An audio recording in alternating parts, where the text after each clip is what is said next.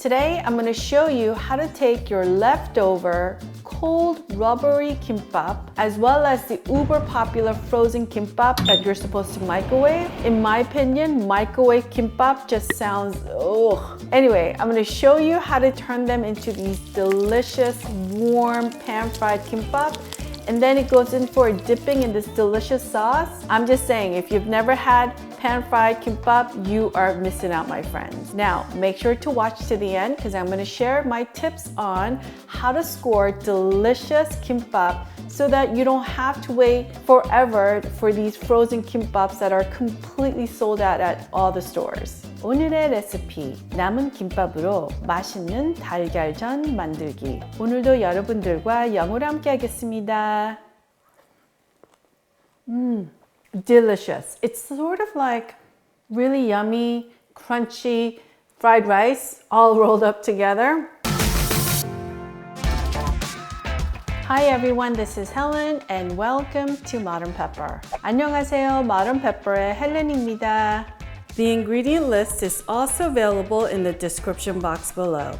For one sleeve or row of kimbap, we're going to use 2 eggs. Then give it a good whisk. Then to this, we're going to add a small pinch of salt. Then whisk again.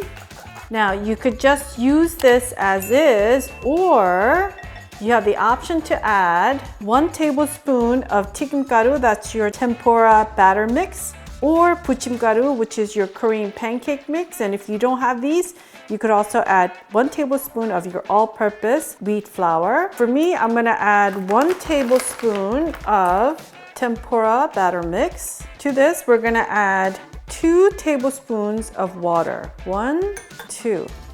And just mix it all up until there's no lumps of the tempura batter mix that we added. Here is my sleeve of kimbap that I made yesterday. So I wrapped them in saran wrap and it's been sitting in the fridge overnight, so it's nice and hard. Set your heat to high, place your frying pan and let it preheat for about a good minute or 2. Now, once your frying pan is preheated, I want you to lower your heat to medium. Then I want you to add a generous amount of oil, about 2 tablespoons of oil. Then pick up your leftover or frozen kimbap. Just a quick dipping. Do not let these guys hang out in the egg bath because then the rice will fall out. So just place it down like that and keep on going. Quick dipping. End pieces are my favorite. Quick dipping. Just put it all the way back there. So we're gonna cook these on medium heat until it's golden brown and then just flip it over to the other side. If you want your pan-fried kimbap to be a little more eggy, just add a little bit more on top like that. You know, just a little bit, not too much. All right, so it's been about 2 minutes, so let's take a look at this one, the first one we put down. Oh yeah, you want that look of that golden brown color. That's the color that we want. So you want to flip everything over. And these end pieces, obviously you can't flip it over flat on the other side. I just pick it up and just put it to one side like that. And of course, these loose end egg pieces, you pick it up and you just eat it. So it's been 2 minutes since we flipped everything over. So let's take a look. Oh yeah, we want it to look like that.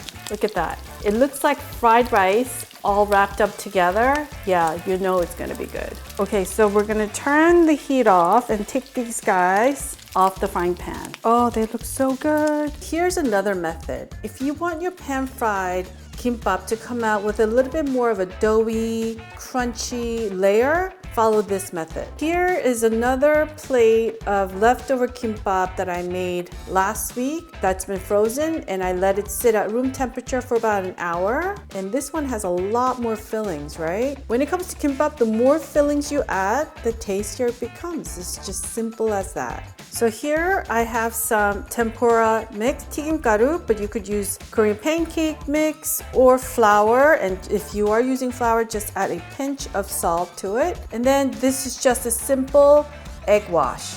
So what you want to do is take your kimbap, and I just want you to lightly dust it with your 튀김가루 like that. Like so. So once it's completely dusted in our 튀김가루, then it goes in for a quick bath in our egg wash. then it lands on the frying pan. This extra step of coating just makes it taste, you know, a bit more yummy, and just keep on going. And just like our first fry, you want to cook this slowly at medium temperature on both sides until everything looks nice and golden brown like this. Look at how pretty this looks. All right, so while these guys are cooling down for a few minutes, let's get our delicious soy sauce dipping sauce ready. To make our quick soy sauce dipping sauce, we're going to add 1 tablespoon of water, 1 tablespoon of all-purpose Korean soy sauce, 양조간장. Then we're going to add half a tablespoon of vinegar. So you could use any white distilled vinegar, apple vinegar, 현미식초, brown rice vinegar. Then to this, we're going to add a pinch of Korean red pepper flakes, gochugaru, just a little bit. You don't have to add it if you don't like spicy taste. And then we're going to add just a small pinch of getsogun. This is crushed sesame seeds with salt and just a little bit of green onions. And then you mix it all up and it looks like this. The sauce is tangy but not too salty. It's good on everything. Here is a party tray of pan-fried kimbap that you can make hours before your guests come, and you could just leave this out and serve it at room temperature. Whether it's store-bought or your leftover kimbap, pre-slice them, wrap them tightly in a saran wrap, then wrap it again in your foil so that it helps to hold its shape.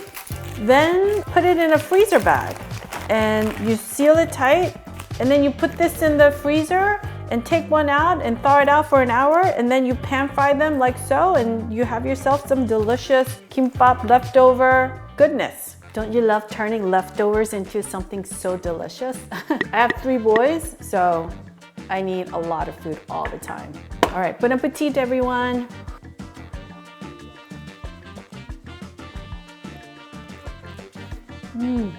Delicious. It's sort of like really yummy, crunchy fried rice all rolled up together.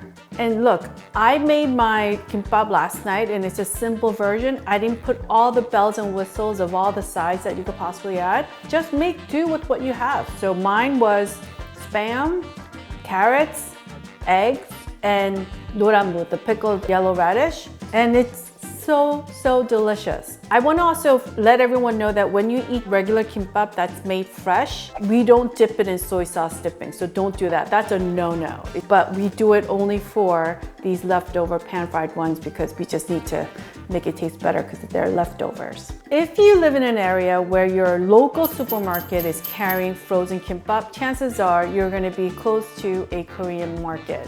So Google your nearest Korean market. 9 out of 10, they're gonna make their own kimbap in-house that they sell. If you go there around like 5 or 6 or 6:30 or 7, all those kimbaps and other hot dishes that they make, it's gonna be reduced down to 30%, 40%, or sometimes 50%. So if you live in San Francisco, go to Kukje. When you go there at 6 p.m., everything, all their hot meals, including kimbap, is discounted at 50%. So people go there and flock and wait in line for 6 o'clock to hit. And if you are local to San Francisco, go to Uri Market on Fillmore Street. Hands down, they make the best kimbap. I want to kindly ask you to support your local Korean mom and pop markets. For my friends that do not live near Korean markets or could get frozen kimbap, make it at home. And I guarantee you, making kimbap is delicious. I mean, bar none, so much better than frozen kimbap. And for those of you who are like, oh, I'm not good at rice rolling, well, I have a video recipe on how to make the mini kimbap, which is much easier to learn. And from there, once you get better, you can make the bigger rolls. It's completely doable. So I highly encourage you to make kimbap at home and enjoy it. And you can make so much more. Freeze all of it and have it later like as pan-fried kimbap. And during the holiday season, you can make these and put it out on a tray and serve it as your appetizer for your friends and family when they come over. I want to thank everyone for watching today. If you enjoyed watching today's video, I want to kindly ask you to click on that thumbs up icon and subscribe and hit that notification bell if you have not done so you and I can make more Korean dishes together. 여러분 오늘 재밌게 보셨으면 꼭 좋아하는 버튼과 구독 버튼 눌러주세요. 다음 영상에서 꼭 뵙겠습니다. 감사합니다. Alright folks, I will see you in one of the videos you see right here.